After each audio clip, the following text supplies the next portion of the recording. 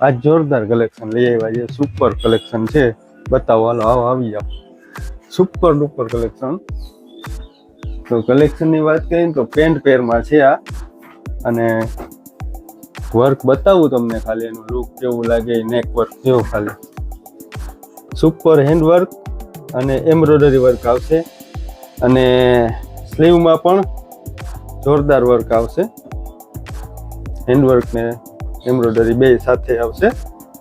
અને પેન્ટની વાત કરીએ તો પેન્ટમાં બોટમ વર્ક જોરદાર મસ્ત લાગે એવો,